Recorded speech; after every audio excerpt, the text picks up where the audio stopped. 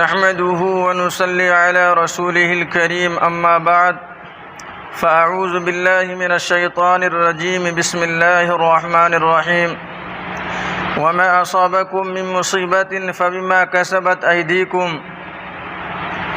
صدق الله مولانا العظيم وصدق رسوله النبي الكريم ونحن على ذلك لمن الشاهدين والشاكرين والحمد لله رب العالمین۔ جب گلستاں کو خوں کی ضرورت پڑی، جب گلستاں کو خوں کی ضرورت پڑی، سب سے پہلے ہی گردن ہماری کٹی۔ اب بھی کہتے ہیں ہم سے یہ اہل چمن، یہ چمن ہے ہمارا تمہارا نہیں۔ قابل قدر بزرگوں، عزیز نوجوان ساتھیوں، جیسا کہ آپ کو معلوم ہے عنقریب ہی ہمارے سامنے وہ دن آنے والا ہے جسے ہم 15 اگست کے نام سے جانتے ہیں۔ یہ دو دن بڑی اہمیت کے حامل ہے، ایک 15 اگست، دوسرا 26 جنوری۔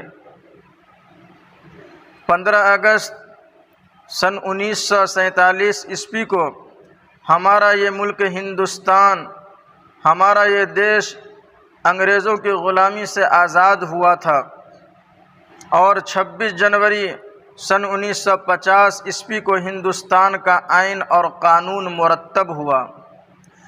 یہ دو دن ہر ہندوستانیوں کے لیے بڑی مسرت اور خوشی کا دن ہے۔ اس لیے ہندوستانیوں کو چاہیے کہ ان دنوں کا خاص اہتمام کرے، ان دنوں کے اندر جھنڈے پھہرائے اور اپنے پرکھوں کے نام کو زندہ کرے، ان کے یاد کو تازہ کرے۔ حضرات، ہر دور میں حق اور باطل کا ٹکراؤ رہا ہے، ہر دور میں حق بے سر و سامانی کے عالم میں آیا اور باطل سرکشی، غروب اور تکبر کی شکل میں نمودار ہوا، لیکن تاریخ گواہ ہے کہ اللہ رب العزت نے حق کو ہمیشہ بلند کیا، غلبہ عطا فرمایا۔ آپ دیکھیں، جب باطل نمرود کے لباس میں آیا تو حق ابراہیم علی نبینا علیہ السلام کی شکل میں ظاہر ہوا۔ جب باطل فرعون کی شکل میں آیا تو حق موسیٰ علی نبینا علیہ السلام کی شکل میں ظاہر ہوا۔ جب باطل حجاج ابن یوسف کی شکل میں نمودار ہوا تو حق عبداللہ ابن زبیر کی شکل میں ظاہر ہوا۔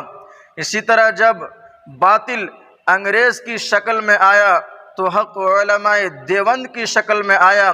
الغرض جس دور میں بھی حق اور باطل کا ٹکراؤ رہا ہے، اللہ رب العزت نے حق کو ہمیشہ غلبہ عطا فرمایا اور باطل کو مغلوب کر دیا۔ سامعین کرام، 15 اگست سن 1947 عیسوی کو ہمارا یہ ملک ہندوستان انگریزوں کی غلامی سے آزاد ہوا۔ یہ ہمارے مسلم عوام اور علماء کی دین ہے۔ اگر ہمارے مسلمان میدان جنگ میں نہ کودتے اور علماء کرام مسلمانوں کے دلوں کے اندر جذبہ آزادی کو بیدار نہ کرتے تو شاید یہ ملک ہندوستان غلامی کی زنجیروں سے آزاد نہیں ہو سکتا تھا۔ مسلمانوں نے ہی اس ملک کو آزاد کرانے کے لیے حتی الامکان کوشش کی اور بڑھ چڑھ کر حصہ لیا۔ مسلمانوں نے اس ملک کو آزاد کرانے کے لیے طرح طرح کی اذیتوں کو جھیلا، طرح طرح کی پریشانیوں کو برداشت کیا، حالات و آزمائش میں گرفتار ہوئے، لیکن برابر آزادی کا نعرہ لگاتے رہے اور ہر ہندوستانیوں کو بیدار کرتے رہے۔ ان تمام تر مشقتوں کے باوجود آج اسکول اور کالجوں کے اندر مسلمانان مجاہدین جو حضرات ہیں، ان کے نام لینا بھی لوگ گوارا نہیں کرتے، جبکہ ان حضرات نے، ان مسلمانوں نے جنگ آزادی میں ایک اہم رول ادا کیا ہے۔ وہ بچے اور بچیاں جو اسکول اور کالج میں تعلیم حاصل کرتے ہیں، آپ ان سے پوچھیں کرکٹ کے کھلاڑی کا نام کیا ہے، فلمی ایکٹر کے نام کیا ہے، تو وہ بچے اور بچیاں فوراً جواب دے دیں گے۔ لیکن آپ ان سے یہ پوچھیں کہ اس ہندوستان کو کس نے آزاد کیا ہے، تو وہ صرف غیروں کا نام لیں گے، سبھاش چندر بوس کا نام لیں گے، پنڈت جواہر لال نہرو کا نام لیں گے، کیونکہ انہیں یہی سکھایا جاتا ہے۔ اور مسلمان جو مجاہدین ہیں ان کے نام کو اسکول اور کالجوں کو اندر فراموش کیا جاتا ہے، ان کا تذکرہ نہیں کیا جاتا ہے، ان کے نام بھولے سے بھی نہیں لیے جاتے ہیں۔ اس لیے اے مسلمانوں، آپ اپنی نسلوں کی فکر کریں، آپ اپنے بچے اور بچیوں کو سمجھائیں، انہیں بتائیں کہ اس ہندوستان کو اگر کسی نے آزاد کیا ہے تو مسلمانوں نے آزاد کیا ہے۔ ہندوستان کے لیے اگر کسی نے قربانیاں دی ہے تو مسلمانوں نے قربانیاں دی ہے۔ مسلمانوں نے ہندوستان کو آزاد کرانے میں ایک اپنا اہم رول ادا کیا ہے۔ چنانچہ آزادی کی تاریخ میں جو سب سے پہلا مرحلہ قابل ذکر ہے وہ 1757 کی وہ جنگ آزادی ہے جو پلاسی میں اور اس کے کچھ وقفے بعد بکسر میں ہوئی، جن کو قیادت فراہم کی نامور مجاہد نواب سراج الدولہ نے۔ نواب سراج الدولہ اپنی قیادت میں جو محاذ قائم کیا اور پلاسی کے میدان میں جو جنگ ہوئی، ظاہری اعتبار سے یہ جنگ جیتی نہ جا سکی، اور میر جعفر ایسا غدار نکلا جو نواب سراج الدولہ کی فوج کا ایک فرد تھا،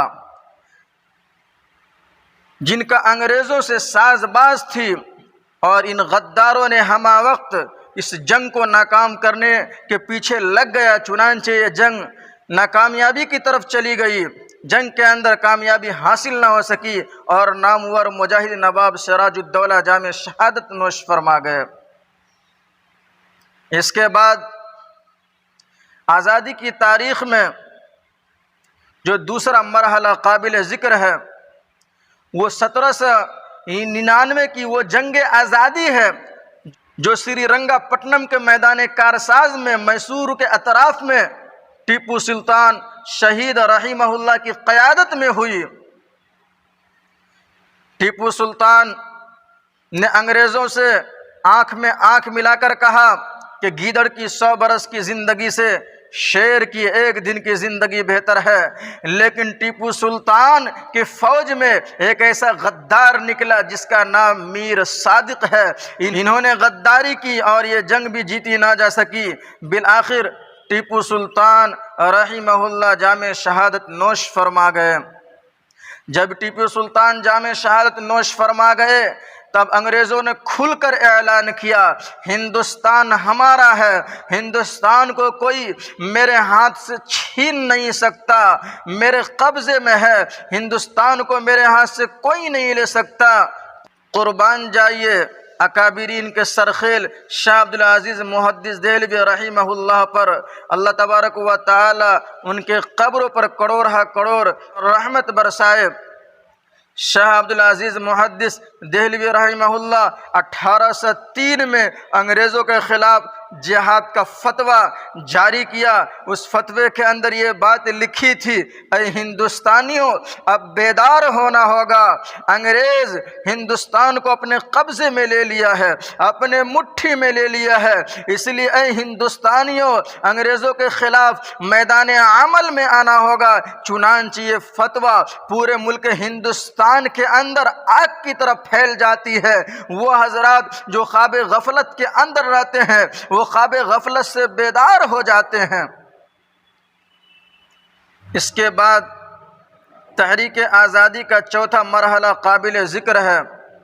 ان کا سلسلہ 1818 سے لے کر 1831 تک محیط ہے، جس میں سید احمد شہید رحمہ اللہ، شاہ اسماعیل شہید رحمہ اللہ ان کی قیادت میں ان کا 300 جیالوں کا قافلہ قدم بقدم ہندوستان کے اندر آگے بڑھا، قریہ قریہ، چپا چپا یہ قافلہ آگے بڑھتا رہا، لوگوں کو آزادی کے تعلق سے باتیں بتاتا رہا۔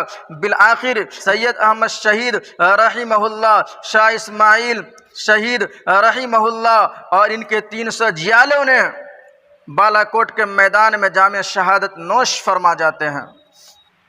اس کے بعد 1857 میں بڑے بڑے علماء کرام شہید ہوتے ہیں اور زخمی ہوتے ہیں۔ حضرت مولانا قاسم نانوتوی رحمہ اللہ اسی جنگ کے اندر زخمی ہوئے۔ حضرت مولانا رشید احمد گنگوہی اسی جنگ کے اندر زخمی ہوئے۔ حضرت ضامن شہید رحمہ اللہ اسی جنگ کے اندر شہید ہوئے، اور 1857 میں ہی 2 لاکھ مسلمان شہید ہوئے، جس میں صرف 51,500 علماء کرام تھے۔ 1857 کی جنگ آزادی کے بعد کسی نے کہا اگر ہندوستان کو اپنے قبضے میں لینا چاہتے ہو، ہندوستان کے اوپر اپنا تسلط جمانا چاہتے ہو، تو پہلے قرآن کو ختم کرنا ہوگا، پھر علماء کرام کو ختم کرنا ہوگا۔ چنانچہ انگریزوں نے 1861 میں 3 لاکھ قرآن کے نسخے جلا ڈالے، اور 1864 سے لے کر 1867 تک 14,000 علماء کرام کو تخت دار پر لٹکا دیا۔ تھانہ بھون سے لے کر جلال آباد تک، جلال آباد سے لے کر شاملی کے میدان تک، شاملی کے میدان سے لے کر دلی کی چاندنی چوک تک، دلی کی چاندنی چوک سے لے کر خیبر تک، خیبر سے لے کر بالا کوٹ کی پہاڑ تک کوئی درخت ایسا نہ تھا جس درخت کے اوپر علماء کرام کی اور مسلمانوں کی گردنیں لٹکی ہوئی نہ ہو۔ ہم مسلمانوں نے اپنی جان کا نذرانہ پیش کر کے اس ہندوستان کو آزاد کیا ہے۔ اگر اس ہندوستان کو آزاد کیا ہے تو حافظ ضامن شہید رحمہ اللہ اپنی کن پٹی پر گولی لگوا کر اس ہندوستان کو آزاد کیا ہے۔ اگر اس ہندوستان کو آزاد کیا ہے، سید احمد شہید رحمہ اللہ، شاہ اسماعیل شہید رحمہ اللہ بالا کوٹ کی پہاڑ پر اپنی جان کا نذرانہ پیش کر کے ہندوستان کو آزاد کیا ہے۔ اگر اس ہندوستان کو آزاد کیا ہے، مولانا ابوالکلام آزاد نے بے شمار قربانیاں پیش کر کے اس ہندوستان کو آزاد کیا ہے۔ اگر اس ہندوستان کو آزاد کیا ہے، امام الخطبہ سید عطا اللہ شاہ بخاری رحمہ اللہ 11 مرتبہ جیل کی سلاخوں میں رہ کر اس ہندوستان کو آزاد کیا ہے۔